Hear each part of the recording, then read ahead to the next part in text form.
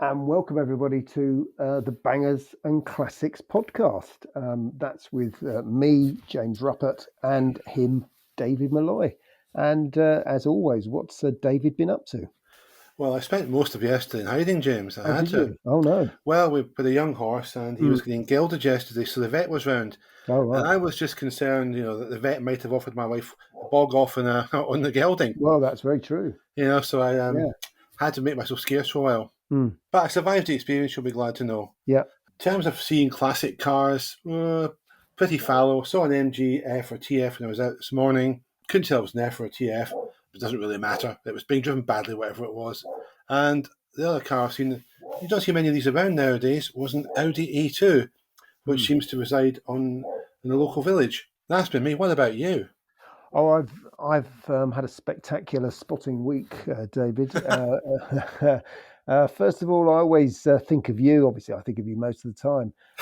But whenever I see an Elan, and this was an Elan Plus Two, I don't know whether you can fit in it or not. No. But you can't fit one of those. But I I saw wouldn't a try. I white wouldn't one. even try. Yeah, no, saw a white one, and it did look fairly spectacular. They're still not outrageously expensive. I did look into one a few years ago, and you could get a really quite perfect one for about 20 grand, and if not a bit less. And I thought that was extremely good. Um, Mhm. so that was nice. Again, I thought of you again, David, when I saw a Citroen Diane, because I know that's one of your favourites. So Mm. it was nice, and that was also cream or a white colour. So it was very good to see that out on the roads. And finally, a very spectacular spot indeed, because there was obviously a massive backstory to what I was witnessing. Because what I saw was a Mercedes saloon. It was a W114 from the early 70s. And it was a left hand drive. It was also a 200 diesel, a model that never came here. And it wasn't pristine condition at all. It was very, very bangerish. It had different body panels. Certainly, one of the front wings was different. It was driven by a very old gentleman, indeed, and I really wanted to know an awful lot more about it. It was a British registered car, but it was a left hooker, and I'd like to know how he came to be driving that around. There was a very, very slight suggestion with this scruffy car that he may have been sleeping in it. I think Oh. he reminds me of where I'm going, because I think I'm going to be like that in a few years' time. I will be on the road and in one of my old cars, and I don't know, going from supermarket car park to supermarket car park whenever I can. But yeah, if time had been on my side, I think I would have stopped and had a good conversation with him, because there was really a lot going on there. It was I'd like to know how he got hold of the car. And what his whole story was. I mean, he could have been a Cold War spy or something, Mm. but it was quite fascinating. So, but it was nice to see. Again, I mean, it really was a 1970s banger, and I wouldn't have known exactly what year it was. They made them up to 1976. But as I say, a 200 diesel you would not have got anywhere. But basically, that will run on chip fat or just about anything that you've got lying around. So I really did enjoy seeing that. Mm. And Yeah. whilst we're here, David, we have lots of people signing up to listen to us, which is always greatly appreciated. And Mr. David Bush from Australia very, very kindly put a long comment on one of our on our latest podcast, which was uploaded. So it's just to say hello to him and thank him for listening in. I'm sure he knows what he's doing, but he may come to regret this. But there you go. Indeed, absolutely. Well done, Mr. Bush. Thank you. Just thinking back to the Elan, James, of course, it's Yes, not a proper Elan, is it? it's not a proper land. It's not the M100. So the Elan they made in the 60s, I mean, it was held together with sellotape and bits of Yeah. squeezy bottle, wasn't it? No, it's a plus Um, two, David. It's a lot. It's a lot longer. So it's a lot bigger. sort of, but you still couldn't swing a cat in it. You should be swinging a cat anywhere. No, I absolutely hasten not. to add, no, it's Mm. still very small on the inside. Yeah. I think it looks better than the original Mm. 60s Elan, but I'm just not a fan of the Elan. It Oh, never really appealed to me. I always felt it looked too fragile. Though, I mean, in terms of performance and handling, it was excellent, but get a 90s one. Trust me on this, get a good 90s one. You won't go wrong. And if it does go wrong, well, blame it on somebody else. Speaking of British cars, so we All right. move on to this week's Bang or Classic. What we can do, absolutely. If you were the wheel of this car, you would not be mistaken for a Cold War spy, I have to No, say. okay. But my uncle, the chap who knew Robin Friday, etc., had several of these when Hmm. I was a kid. Therefore, it's got a sort of little special place in my heart, I suppose. I'm kind of biased. But the car we're going to discuss in this week's Bang or Classic is the Hillman Hunter, which is, of course, part of the Roots Arrow family. And Hmm. there are all sorts of variants of it. What are your thoughts on it, James? It's a banger, David. Surely not. I Um, mean, oh yeah. No, well, I know because we had one. My dad bought one in 1969 or 70. I can't remember. It was a H plate one, and it was awful. Within 6 years, it was fairly rotten. Inside, it was so plasticky, you just couldn't believe it. It really was. I mean, on a hot day, it was the worst place on earth to be, and hmm. it was just a very dismal car. Obviously, when I knew he was going to buy one, I thought he was actually going to get a GT because I love the look of the GT with the high back seats and road style wheels and all that. I thought, oh, he'll get one of those. Well, obviously he didn't. He got a Minx, Ah. which yeah had the 1496 engine, which wasn't going to go anywhere. But I just basically thought it was awful. So there you go. That's my take on that. Ah, well, see, my uncle had, I think he did Mm. GT, did a couple of GLSs. All right. But to go back to the Hunter family, the Arrow family, as it Yeah, were, it did win the 1968 London and Sydney Rally, it James. did. Yes, absolutely. Yeah, the hands of the late Andrew Cowan, Yes, that's right. who Yes. then went on to become Mitsubishi Motorsports Supremo in Europe, presiding over it in the days when Tommy Mackinnon was winning lots and lots of rallies and world championships. No, that's right.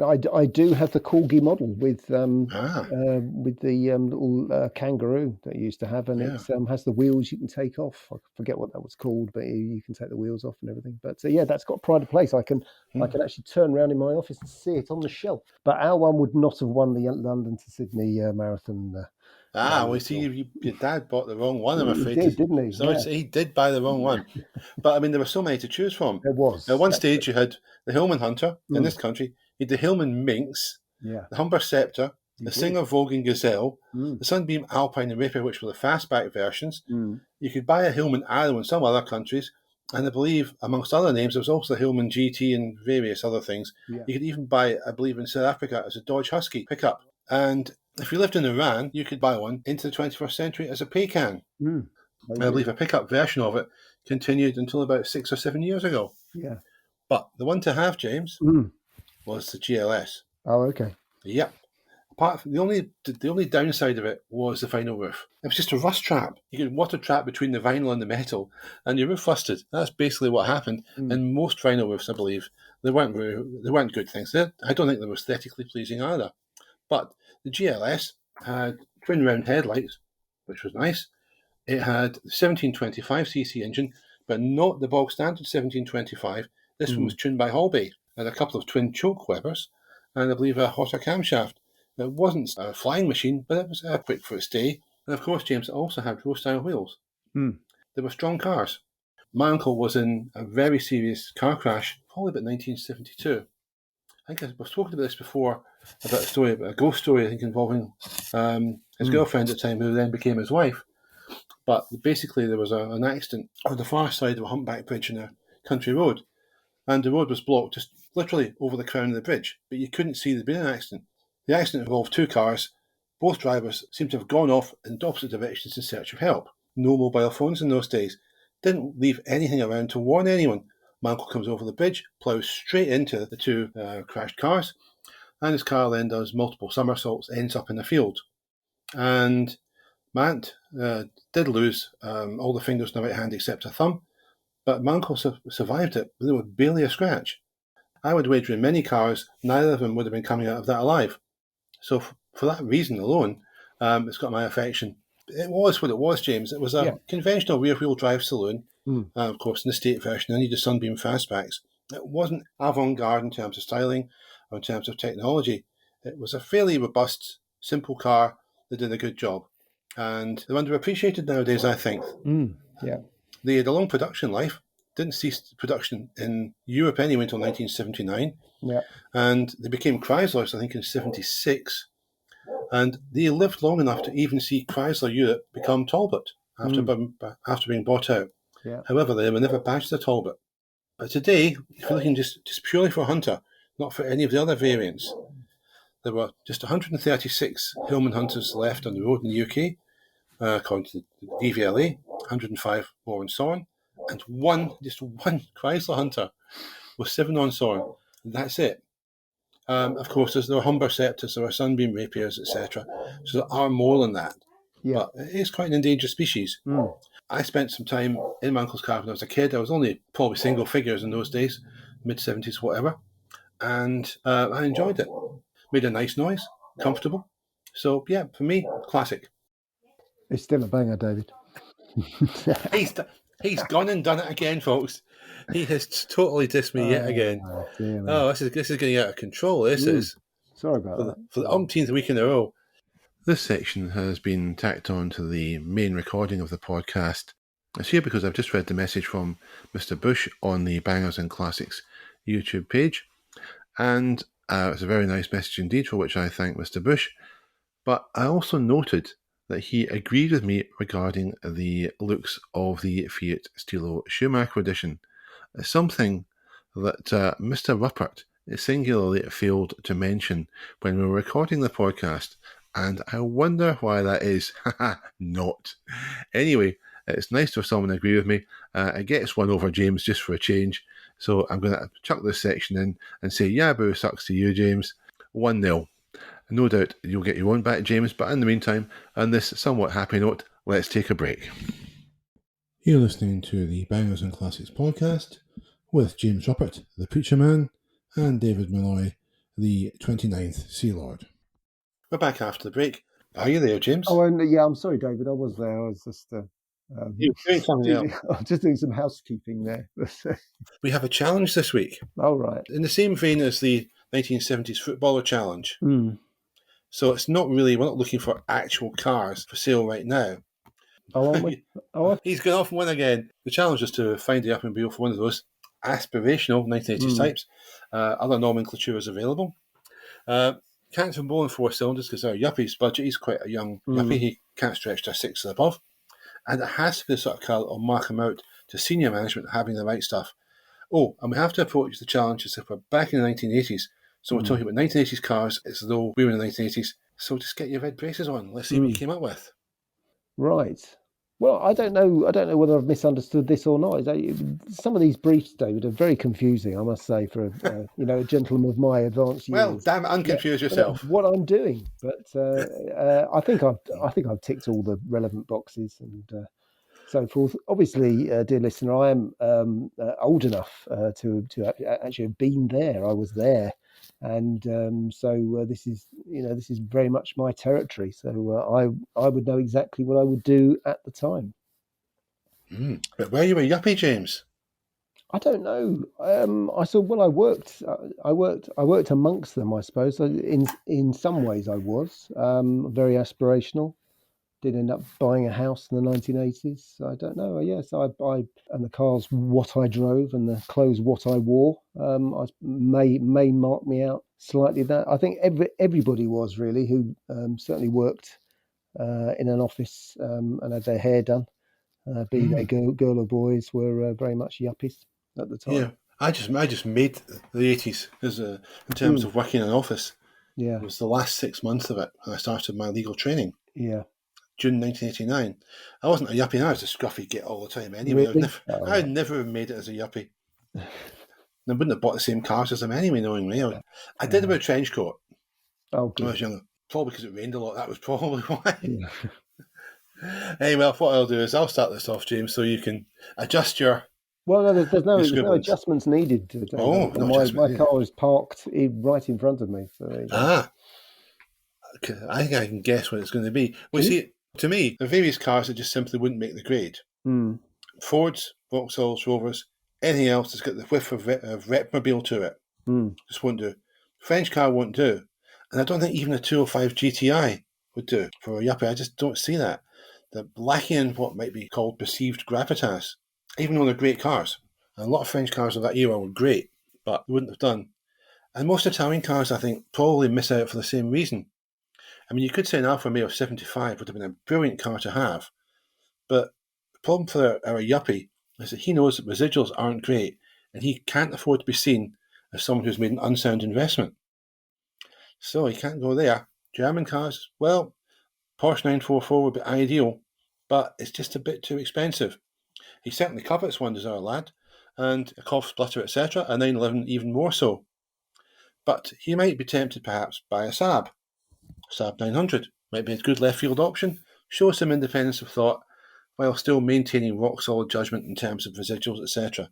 But there's a problem here. His image might just be a little bit too staid, turbo waddles notwithstanding, and anyway, does our yuppie want people to mistake him for an architect? Probably not. So I think he's going to go for something like a BMW 318. They're very common in red, so perhaps he might, being a wise yuppie, which I think is a bit of an oxymoron, go for a slightly less common one in black. Standard specification is to save for a nice set of alloys and perhaps a decent radio cassette if he's had a good bonus that month. He could also go for an Audi 80, particularly from the mid-80s. That'd be, I think, the choice for a more technically conscious yuppie. Slightly more advanced specification, fresher looks, same impression of quality. And the other option, the final option I've got for you, James, is Germanic as well. It's a Golf GTI. It's popular, there's an impression of quality, good residuals, and he probably thinks it's better for impressing young women. Personally, never a fan of the Golf GTI, but I was never a yuppie. So, what have you got? Being a man who was on the scene, had his finger on the pulse, what have you got? I have got a 1986 Volkswagen GTI Mark II, which is on sale. And I was looking for ones on sale, and there's quite a lot in the early 90s, and this one is from the actual 80s, and also the mileage is apparently genuine. It's 70,000 miles, never sprayed. It's actually on steel wheels, which would have saved you a few pence. The ones that I had, I always had. Yeah, yuppie points lost there. Well, yeah. Steel wheels. Well, yeah, I had Pirelli P alloys on the ones that I had, but this is very affordable because it's only 6,200. So that's why I thought it was quite good. But it's in red, which isn't my favourite colour. But I wanted to find a 1980s one to fit in with your brief. But as I now know, I'm way off your brief. But it's an earlyish car because it does have the quarter lights in, so that the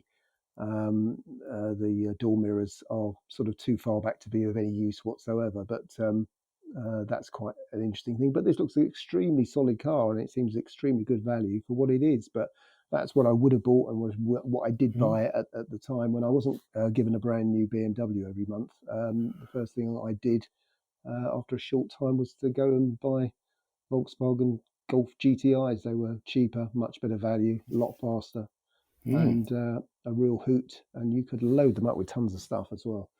You could pile loads into them, and it combined everything. It was the very best of the yuppie motors, I would say, of the era.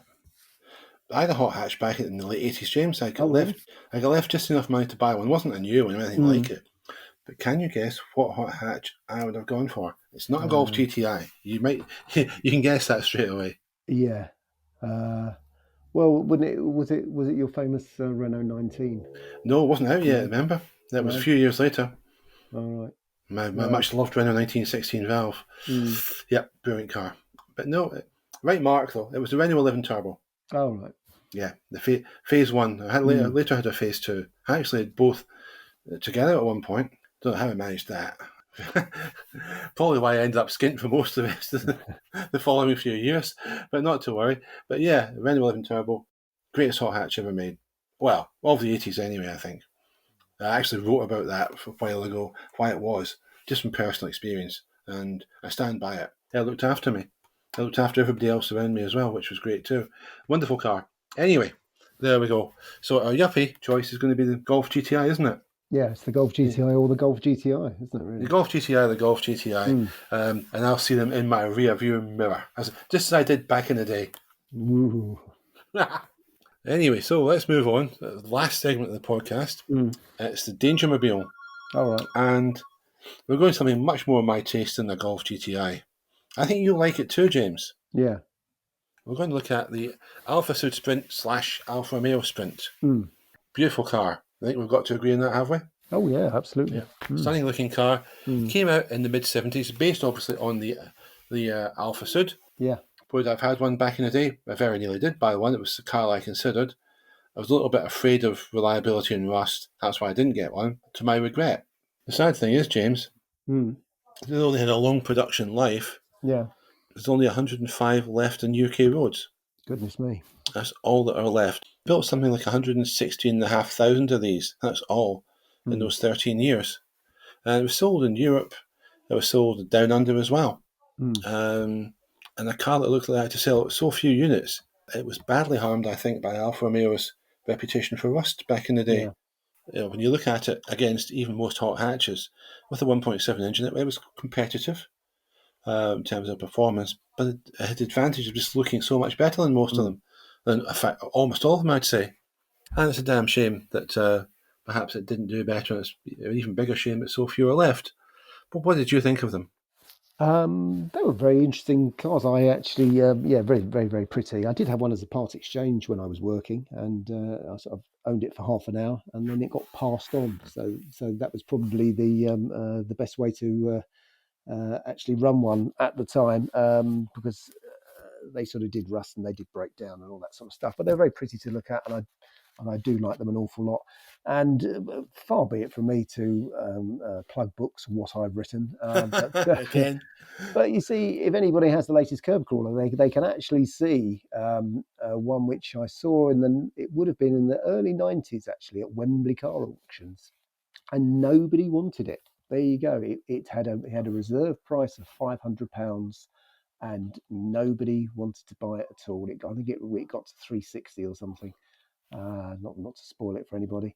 And that was it. That just shows you that nobody cared, and it was very, very sad. That was a 84 and an A, 70,000 miles, and Mm-hmm. yeah. So yeah, the bidding started at 300 and petered out at 360. So there you go. Another reason to get a time machine of some Mm, description. But yeah, absolutely. yeah. But as you say, yes, an incredibly beautiful car, designed by one of our favourites, and yeah, there really isn't anything wrong with it at all. It's the perfect car, and it's the sort of simple, sort of uncluttered coupe that we don't get anymore. Absolutely. Mm. With a range of great engines. You've went Yes, yeah. from 1300 Mm. up to the 1.7, and they're Mm. all horizontally opposed engines. They're effectively boxer engines, really. Yeah, I think most of them were carburetted, but I think some of the later ones were fuel injected. yeah, Just a few of the 1.7s had fuel injection. yeah. And they had a decent turn of speed. I mean, obviously, again, as I said before, yeah, Mm. speed doesn't count that much because there's only so fast you can drive. Yeah, More about the driving experience, and the Sprint gave that in buckets. It felt great. It was like an even prettier Alpha Sud, mm. a more striking Alpha Sud. You couldn't really go wrong, No, except in terms of corrosion resistance. That was the big issue. yeah. But if they'd been able to build those a little bit better, with better corrosion resistance, well, the sky should have been the limit, but it didn't happen. But that's no reason not to own one now. Obviously, if you get hold of one, you can get it treated properly against rust. Just look after it, and you've got yourself a very beautiful and indeed now a very rare car. So we shall move on, James, shall we? What else have we got for this week? I think we've just about exhausted it again.